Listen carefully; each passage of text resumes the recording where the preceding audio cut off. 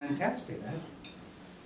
So now when we get to the Polarian, no, not the Polarian, the Lemurian, as I said, that's a recapitulation of what happened during the moon phase of Earth evolution, and an incisive event took place then which was recapitulated in the Lemurian. So I'm going to give you the Lemurian description of what happened during the Lemurian epoch. What happened was, see, at that time, good night, thank you very much. Oh, good night. At that time, see, the Earth is not physical yet. We haven't become physicalized yet. That didn't actually occur until the middle of Atlantean epoch. And when that happened, the sequence was reversed from the original sequence. When the physicalization of the Earth occurred, and the human body with it, because we are one, the Earth and humanity are one. The mineral kingdom was laid down first. Although it was the first laid down in Saturn, it was the first laid down, and then the plant kingdom, and then the animal kingdom, and then the human kingdom, because we needed a place for us to be able to negotiate our way around in our physical bodies. That's what happened. And so, during the Lemurian phase, physicalization had not taken place yet. We were all spiritual. So when we use these, see, the problem with language today is that language is adapted to the fact that we are physical beings living in a physical body and a physical realm. And it's very cumbersome when trying to describe what happens spiritually. So we're trying to describe what happened spiritually at a time when there was no physicalization at all. And yet we had a physical body which is totally spiritual. We had an etheric body totally spiritual, astral body totally spiritual. And the ego had not come in yet. The purpose of the mission of the Earth with regard to human development is the development of the individuality, which means that the human physical body had to be perfected to the point that it could be a vehicle to take up the ego so we become individual human entities, beings. Now what happened was that the cosmos as we know it today did not exist at that time in the form that it is today. It was one planetary, so to speak, unitary. It was unitary. There was no differentiation. I mean, it was just full of spiritual beings of all the different hierarchies. Some Luciferic, Ahriman hadn't made an appearance yet, but Luciferic, and then there was, the 9 hierarchies above us, and the human being, and the sun and the moon, and all those planetary spheres had not made their appearance yet. And this is how it all happened. The sun beings, who were the most advanced of all the hierarchies, of all the planets, rather the planetary beings as we know them today, they were causing evolution to accelerate too fast for human development to take place properly. And if they had remained within that cosmic body, they would have caused the human being to burn up. Our etheric body would have just flamed out. It would have just been too much to handle. So they withdrew. And they formed this planetary sphere. Now when you look up, this is very important to grasp this conceptually and in our imaginations, that when we look up there to the starry realm at night, and we see the planets and the stars, those are illusions. Okay, what they actually represent is they represent they are the physical expression of planetary beings or starry beings. So a star, for instance, is a colony of spiritual beings among whom are human beings on their path between death and rebirth, because we actually expand up to the starry realm. So the orbit of the moon and the Mercury and Venus and etc., that's the sphere of influence where these spiritual beings dwell, And the physical manifestation of that is just an illusion if we don't realize that when we refer to Mars, we're referring to the Mars beings. That's a healing thought, very powerful healing thought. So, the sun left, which meant the etheric body didn't get, shall we say, burn out. I mean, that's just a figure of speech, right? Just a figure of speech.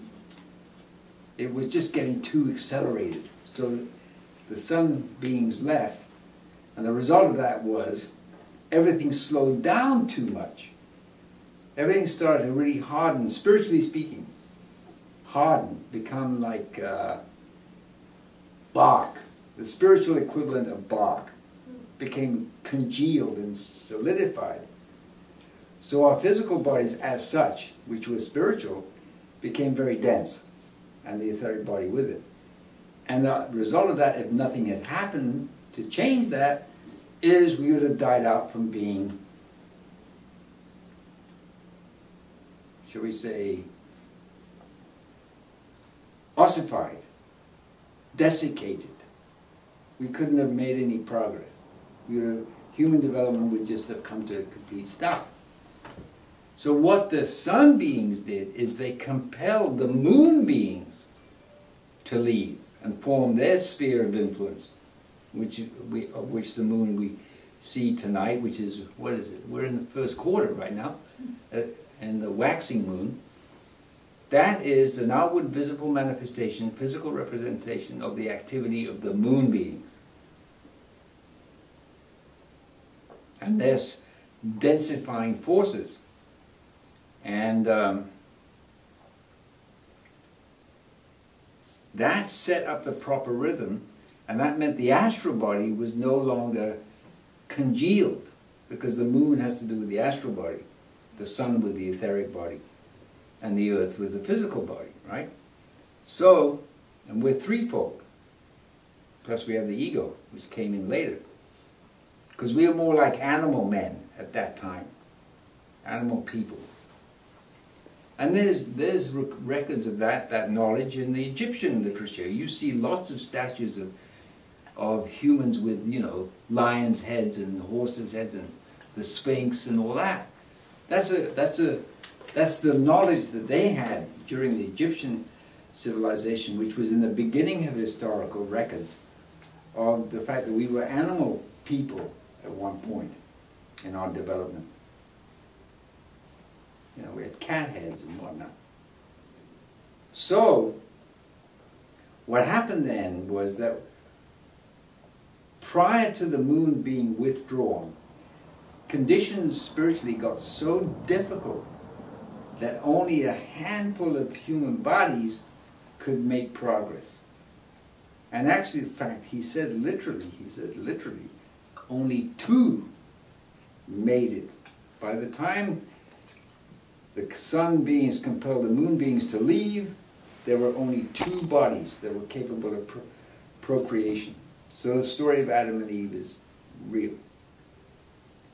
Meanwhile, because there were no bodies suitable for human souls to incarnate in during this period before the extraction of the moon forces, Luciferic beings guided us to other spheres of influence which had been created by other hierarchies, which was the beginning of Saturn, Mars, Jupiter, Mercury, and Venus. So many human souls have actually as their origin that they are Mars people, Mercury people, Venus people, and so forth. Interesting. Right. And then what happened, as Adam and Eve procreated, they gradually created more children, and those human beings who were either in Mars or the Mars sphere. I have to say Mars sphere of influence because we have a tendency to physicalize everything. So we want to get out of our head that there's Mars beings walking around on Mars. We want to get away from that. You know, we want to see Mars simply as a representation physically of the sphere of influence of Mars beings. And if you want to know the names of the hierarchies, because each of the hierarchies have their habitation in the planetary spheres. So the angels are the main spiritual, shall we say, denizens of the moon sphere, archangels of the Mercury sphere, archi of the Venus sphere, and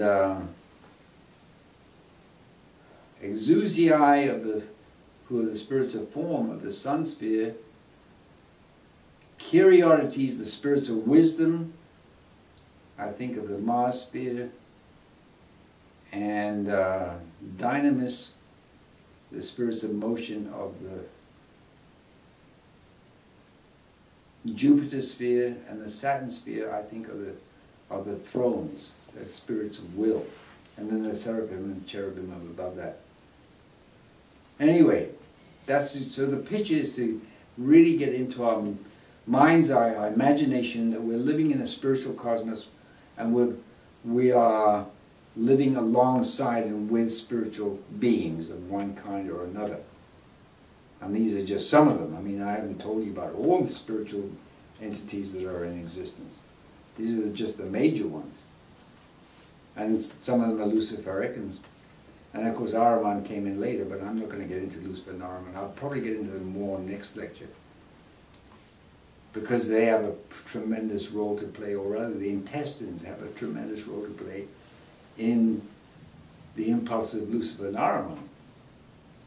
So I'm going to be talking about that. Now,